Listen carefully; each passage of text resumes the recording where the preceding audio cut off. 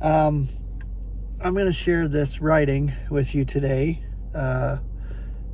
It's by William Mealand. You all know that writer, I believe.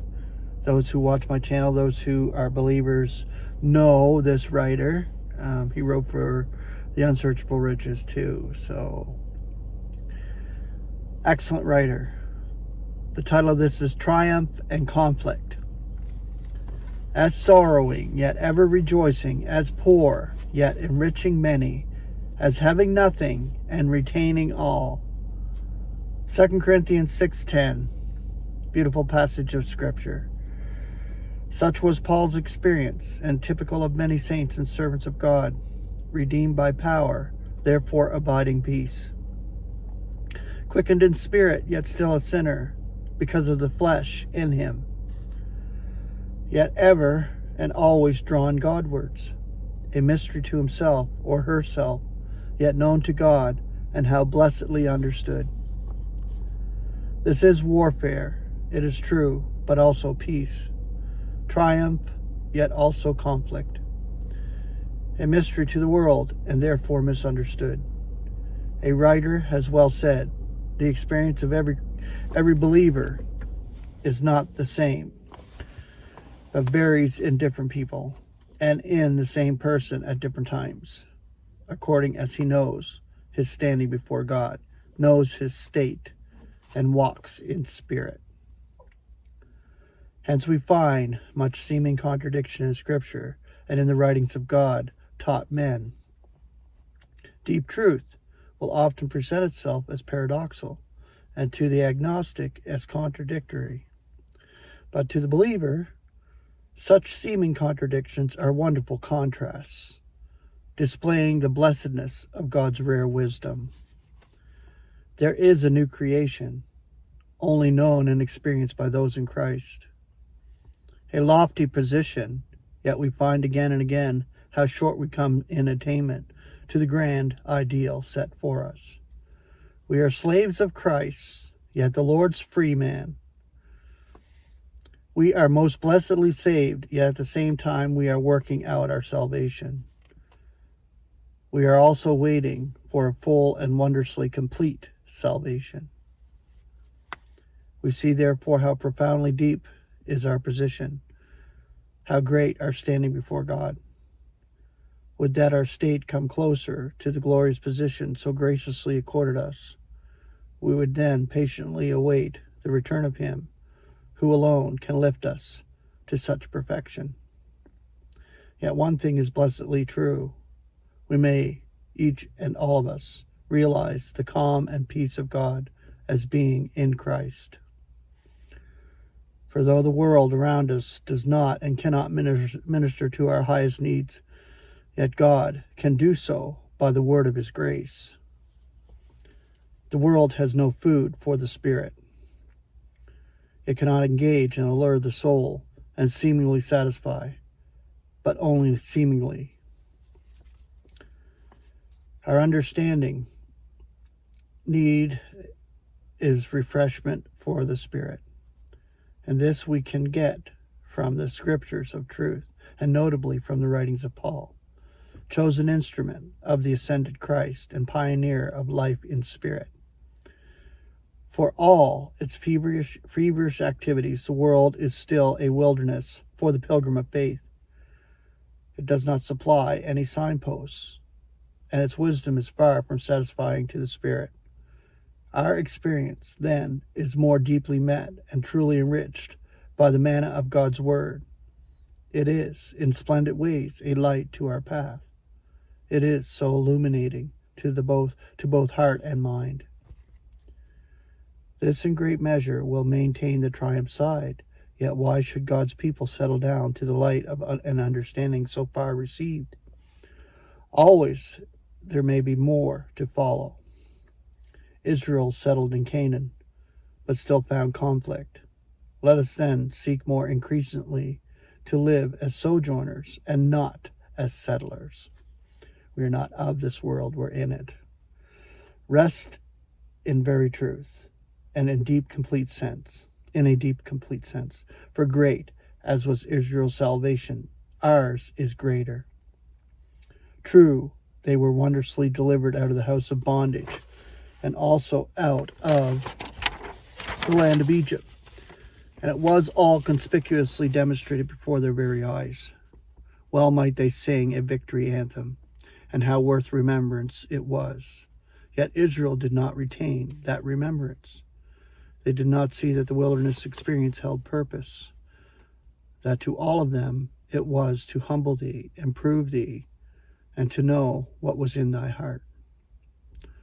Or may we not say, to know just how far and how much they appreciated the great position God had placed them in, but how they forgot their indebtedness to God in spite of reminders from their prophets.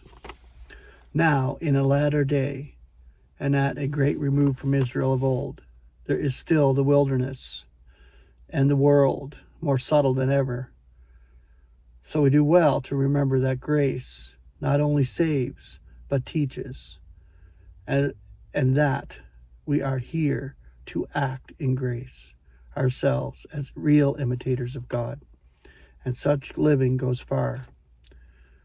Just to do, as even simple occasions offer, things the world would not think we are called upon to do, going out of our way, as it were. You see, we never know the outcome of the seemingly insignificant. It is the small things that work better than the big things in this life. Yet if it is of God, that is enough. In our Lord's life there was conflict, yet ever and always marvelous triumph. He knew, as only he could know, in a transcendent measure, how wonderfully his Father was with him and for him, and that we should ever be, and that should ever be our solace. How often was he misunderstood, even by those of his own kindred, so that he walked alone. He knew both triumph and conflict, for our sakes, poured out his soul even unto death. Thus he lived and died, of whom it was so truly said, others he saves, himself he cannot save.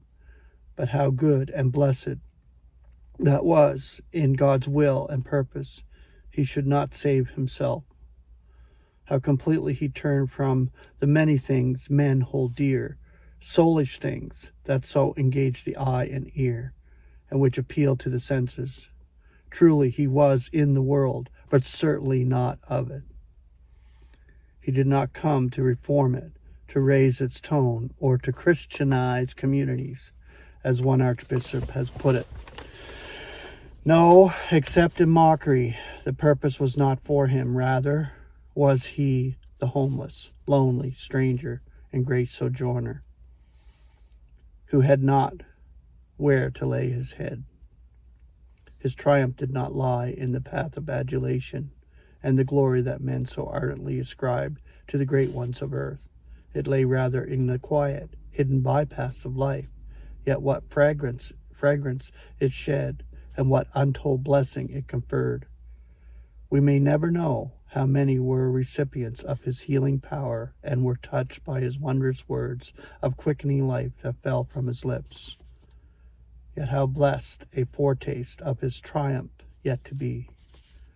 Our real and lasting triumph and end of conflict still awaits us, for it is consummated only by the return of an all-victorious Christ. He is to be our great deliverer, leading us to the on-heavenlies, the celestial realms. Then in every desirable way we shall be, as we fain would be, free from sin. No foe without or enemy within, for the body of our humiliation will be marvelously transfigured. God will be all that now is adverse to the ideal service we would fain render, and our new environment will conduce to life transcendently full and joyously complete. Above all, we shall behold the glorious conquest of grace undreamed of in the exercise of a dignity and power irresistible. With life and powers abundantly full, we shall live, move, and have our being in a royal way. We shall then be in the presence of our glorified Lord, and in possession of wonderful powers attuned to the higher form of service, that of testimony among the celestials. An unerring perception of mind will be the quality finally quickened in our transfigured being. So should we not be evangelists and teachers in a marvelously new and most blessed way among the celestials?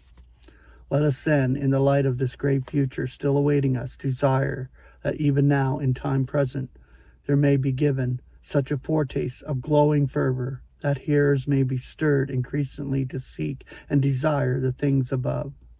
So then, be seeking that which is above, where Christ is, sitting at the right hand of God. Be disposed to that which is above, not that on the earth, for you died, and your life is hid together with Christ in God. Whenever Christ our life should be manifested, then you also shall be manifested together with him in glory. Colossians 3, 1-4. How clearly defined are the objects of regard, and so strongly in positive and negative, the positive and negative, for contrastive purposes that God gives us. The reason, too, is so well stressed, for you died, and your life is hid together with Christ in God. Here are notes of triumph indeed, a wondrously hidden life, to be followed by a grand day of open manifestation, day of all days, crowning our present pilgrim course with unutterable joy and splendor.